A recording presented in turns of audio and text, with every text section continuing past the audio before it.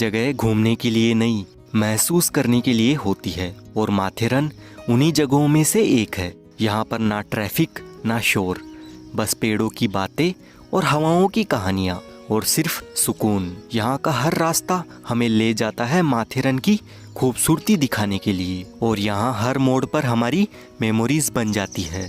तो चलिए उस सुकून की तलाश में जहाँ वक्त भी रुककर सांस लेता है। Welcome to Matheran, the whispering hills of Maharashtra. Matheran Maharashtra के टॉप 5 हिल स्टेशंस में से एक है। माथेरन घूमने के लिए एक बेस्ट प्लेस है। यहाँ पर आप देख सकते हैं नेचर की ब्यूटी के साथ कई सारे वाटरफॉल्स, बादलों को टच करते हुए पहाड़, लेक, यहाँ के शानदार व्यू पॉइंट्स और सबसे खास माथेरन की रानी कही जाने वाली टॉय ट्रेन। ये एक ऐसी जगह है जहाँ आप फैमिली और दोस्तों के साथ आ सकते हैं और एंजॉय कर सकते हैं।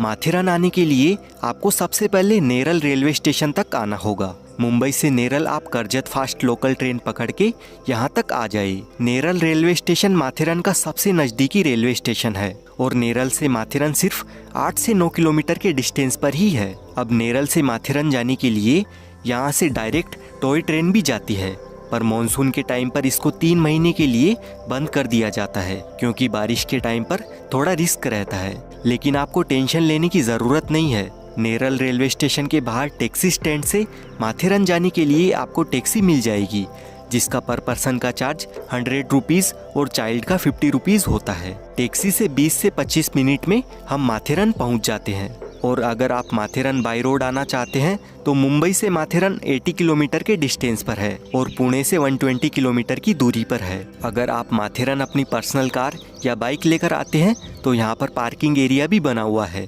माथेरन में जब हम एंट्री लेते हैं तो पर पर्सन 50 रुपीज़ की एंट्री टिकट हमें लेनी होती है। उसके बाद हम अंदर जा सकते हैं। अब यहाँ से यानी अमन लॉज से माथेरन जाने के लिए हमारे पास 4 ऑप्शंस है, जिसमें हॉर्स राइडिंग, ई रिक्शा, बग्गी, टॉय ट्रेन या वॉकिंग करके पहुँच सकते हैं। टॉय ट्रेन से माथेरन जाने के लिए सेकंड क्लास की टिकट 55 रुपीज़ की रहती है और फर्स्ट क्लास की टिकट 95 रुपीज़ की होती है। अगर आप पैदल चलकर जाते हैं तो उसमें भी काफ़ी मज़ा आता है और हाफ एन आवर में हम पहुंच जाते हैं। लेकिन इस टॉय ट्रेन से जाने पर आप इसका एक्सपीरियंस ले सकते हैं और थोड़ा जल्दी पहुंच सकते हैं, क्योंकि फिर आगे आप सभी पॉइंट्स वॉक करके कवर करेंगे तो आपके लिए इजी रहेगा। टॉय ट्रेन की टाइमिंग की बात करें तो यहाँ पर 2 ट्रेन है जो पर डे 8 ट्रिप करती है, Matheran to Aman lodge and Aman lodge to Matheran. और सुबह मॉर्निंग में 8 बजे से शाम 5 बजे तक ट्रेन चलती है, तो ये आप टाइम देख सकते हैं। अमन लॉज से माथेरन तक जाने में हमें 15 मिनट का टाइम लग जाता है और ये है माथेरन रेलवे स्टेशन। यहाँ से बाहर आते ही आपको इस तरफ चलना है लेफ्ट साइड में। जैसे जैसे हम इसी रास्ते में आगे बढ़ते हैं एकदम लाइन वाइज हमें सारे के सारे पॉइंट्स देखने को मिलेंगे और यहाँ पर आपको बहुत सारे कॉटेजेस नज़र आएंगे जहाँ पर आप स्टे ले सकते हैं। देखिए, वैसे तो यहाँ के सभी पॉइंट्स हम एक ही दिन में कवर कर सकते हैं, तो स्टे लेने की कोई ज़रूरत नहीं पड़ती है। पर फिर भी अगर आप यहाँ पर रुकते हैं तो 1500 से 3-4 हज़ार तक आपको वीकेंड डेज में कॉटेजेस मिल जाएंगे। ये है माथेरन का मार्केट और यहीं से आप घोड़ा या टांगा गाड़ी बुक करके यहाँ के पॉइंट्स घूम सकते हैं। यहाँ के मार्केट में आपको लगभग सारी चीज़ें अवेलेबल मिल जाएगी। और चलते चलते सबसे पहले ये अपना नौरोजी लॉर्ड गार्डन आ गया है। इसी गार्डन में माधवजी पॉइंट है। यहाँ पर अभी तो फॉगी वेदर है तो कुछ नज़र नहीं आएगा, लेकिन ये अच्छा खासा गार्डन है तो आप यहाँ पर आ सकते हैं। यहाँ से अब हम आगे बढ़ते हैं और यहाँ पर हमें एक और गार्डन देखने को मिलता है, छत्रपति शिवाजी महाराज गार्डन। ये गार्डन भी सेम है। यहाँ से भी हम आगे बढ़ते हैं और थोड़ी दूर चलने के बाद पहुँच जाते हैं यहाँ के पिसरनाथ एरिया में। इस मैप को आप देख लीजिए। अब यहाँ से हमें सीधे चलते जाना है और 2 मिनट के बाद में आ जाता है ये खंडाला पॉइंट। यहाँ पर पहुँचने के बाद ऐसा मान के चलिए यहाँ से माथेरन में हमारी व्यू पॉइंट्स देखने की शुरुआत होती है। देखिए, फिलहाल तो यहाँ पर पूरा फॉग छाया हुआ है और इसमें कुछ भी दिखाई नहीं दे रहा है। अगर यहाँ पर फॉग नहीं रहता है तो यहाँ से आपको खंडाला घाट की सह्याद्री माउंटेन रेंज देखने को मिलती है और साथ ही ओपन वैली का ब्यूटीफुल व्यू नजर आता है। यहाँ पर मॉनसून में आने का बस यही एक माइनस पॉइंट है, कुछ पॉइंट्स फॉग की वजह से क्लियर दिखाई नहीं देते हैं, लेकिन फिर भी यहाँ पर काफी सारे लोग इसी नज़ारे को देखने के लिए केरला, गुजरात, राजस्थान से आते हैं और बाकी मुंबई, पुणे के लोग तो यहाँ पर वीकेंड पर ज़्यादा आते हैं। वैसे माथेरन घूमने का बेस्ट टाइम मॉनसून ही है। इस टाइम पर आप सारे के सारे वाटरफॉल्स देख सकते हैं और इस वेदर को एंजॉय कर सकते हैं। अब दोस्तों यहाँ से आपको ना इस वाले रास्ते में घुस जाना है। अगर आपको वन डे ट्रिप में माथेरन के सभी पॉइंट्स देखने हैं तो सभी देखने लायक पॉइंट्स इसी वाले रास्ते में ही आएंगे। यहाँ के रास्तों की खास बात यह है कि यहाँ पर हर मोड़ पर डायरेक्शन बोर्ड लगा हुआ है, तो हम इजीली किसी भी रूट को फॉलो करते हुए पॉइंट्स तक पहुँच जाते हैं। यहाँ से होते हुए आपको सीधा चलना है। इस रास्ते से जाते हुए हमें जंगल देखने को मिलते हैं। 20 मिनट कंटिन्यू चलने के बाद हम पहुँच जाते हैं शार्लेट लेक के पास में। लेकिन लेक के पास जाने से पहले यहाँ पर ये वाला व्यू पॉइंट बना हुआ है जो देखने में काफ़ी ब्यूटीफुल लग रहा है। इसे सीलिया पॉइंट कहते हैं, पर फिलहाल तो ये बारिश की वजह से बंद है। ये हम पहुंच गए हैं शार्लेट लेक वाटरफॉल पर। यहाँ पर लेक का पानी ओवरफ्लो होता है और ये छोटा सा प्यारा सा वाटरफॉल बन जाता है। यहाँ पर आप फुल एंजॉय कर सकते हैं और फुल मस्ती कर सकते हैं। यहाँ से सीढ़ियाँ चढ़कर ऊपर आते ही हमें देखने को मिलती है ये लेक। यहाँ पर हर 2 मिनट में बादल छा जाते हैं और उसके बाद मौसम साफ हो जाता है और कभी कभी तो बारिश भी शुरू हो जाती है, तो आप अपने साथ रेनकोट ज़रूर कैरी करना। शार्लेट लेक विजिट करने के बाद इस रास्ते में हम जाएंगे एको पॉइंट, किंग जॉर्ज पॉइंट और किंग एडवर्ड पॉइंट विजिट करने के लिए। ये तीनों पॉइंट्स एक ही जगह पर पास पास में ही है। 10 मिनट वॉक करने के बाद हम पहुंच जाते हैं किंग जॉर्ज पॉइंट पर। यहाँ पर आपको बहुत ही अमेजिंग वाटरफॉल देखने को मिलेंगे और साथ ही आप ओपन डीप वैली का नज़ारा भी देख पाएंगे। यहाँ पर हमेशा ही बहुत ज़्यादा फॉग रहता है तो कुछ दिखाई नहीं देता है, लेकिन आप थोड़ी देर वेट करते हैं तो थोड़ी विजिबिलिटी क्लियर हो जाती है और जो व्यू होता है वो कुछ इस तरह का होता है।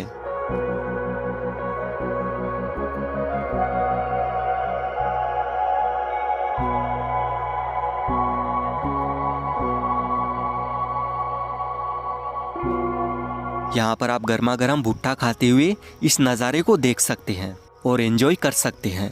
यहाँ से 3 मिनट के वॉकिंग डिस्टेंस पर है किंग एडवर्ड पॉइंट। यहाँ पर भी आपको सेम व्यू देखने को मिलेगा जो किंग जॉर्ज पॉइंट से हमें दिखाई देता है, बस यहाँ से हमें थोड़ा नज़दीक से ये शानदार व्यू देखने को मिलता है। अब यहाँ से चलकर आप आ जाइए एको पॉइंट पर जो 1 मिनट के वॉकिंग डिस्टेंस पर ही है। एको पॉइंट माथेरन में आने वाले सभी टूरिस्ट का सबसे फेवरेट पॉइंट है और ये माथेरन की मोस्ट विजिटेड प्लेसेस में से एक है। सबसे ज़्यादा टूरिस्ट यहीं पर आते हैं। अगर आप यहाँ से आवाज़ लगाते हैं तो वो आवाज़ गूंजते हुए रिटर्न आपके पास आती है, लेकिन अभी यहाँ पर बारिश की वजह से आपको कुछ सुनाई नहीं देगा, पर आप यहाँ पर ये नेचर का ब्यूटीफुल व्यू देख सकते हैं। अगर आप माथेरन की 1 डे ट्रिप पर आते हैं तो इस पॉइंट को बिल्कुल भी मिस मत करना। एको पॉइंट घूमने के बाद आप इस रास्ते से आते हुए यहाँ तक पहुँच जाएंगे और इस वाले रास्ते में है बाकी के सभी पॉइंट्स। एको पॉइंट से करीब 15 मिनट चलने के बाद आप पहुँच जाते हैं हनीमून पॉइंट पर। ये जगह कपल्स की फेवरेट प्लेस है क्योंकि इस पॉइंट का नाम ही हनीमून पॉइंट है और यहाँ से भी आपको बहुत ही ब्यूटीफुल व्यू देखने को मिलेगा। हनीमून पॉइंट देखने के बाद यहाँ से नेक्स्ट पॉइंट तक जाने के लिए हमें 15 मिनट तक वॉक करना पड़ता है और घने जंगलों से गुजरकर हम पहुँच जाते हैं मलंग पॉइंट पर। यहाँ से आपको नीचे गाँव का व्यू दिखाई देता है और साथ ही डीप वैली का व्यू भी देखने को मिलता है। मलंग पॉइंट के पास में यहाँ पर ही है माथेरन का मोस्ट फेमस व्यू पॉइंट जिसका नाम है लुइसा पॉइंट। अब तक आपने जितने भी पॉइंट्स देखे उन सभी प्लेसेस का पैनोरमिक व्यू हमें यहाँ से देखने को मिलता है। ये पॉइंट माथेरन का सबसे यूनिक और अमेजिंग पॉइंट है। यहाँ से आपको वाटरफॉल्स के साथ साथ माथेरन की मेस्मराइजिंग ब्यूटी भी नजर आती है। यहाँ पर चलने वाली ठंडी ठंडी हवा इस पॉइंट को बाकी सबसे खास बनाती है। अगर आप बाकी सभी प्लेसेस पर ना जाकर डायरेक्ट यहाँ पर आ जाते हैं तो वो भी आपके लिए वर्थ इट रहेगा, क्योंकि यहाँ से जो व्यू हमें देखने को मिलते हैं वो हम कहीं और हिल स्टेशन पर नहीं देख पाएंगे। यहाँ से आपको वो जो लोग दिख रहे हैं वहाँ पर है एको पॉइंट और ये है किंग जॉर्ज पॉइंट का वाटरफॉल। यहाँ पर बैठकर आप आराम से कुछ टाइम स्पेंड कर सकते हैं।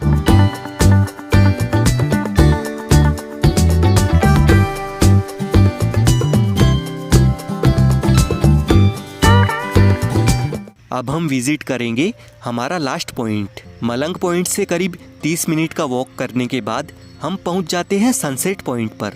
काफ़ी लंबा डिस्टेंस होने की वजह से यहाँ पर भी ज़्यादा टूरिस्ट नहीं आते हैं, तो इस पॉइंट पर आप अकेले बिना किसी डिस्टर्बिंग के ये व्यू एंजॉय कर सकते हैं। दोस्तों वीडियो अच्छा लगा है तो लाइक शेयर करें और चैनल को भी सब्सक्राइब कर ले, और आप मुझे इंस्टाग्राम पर भी फॉलो कर सकते हैं।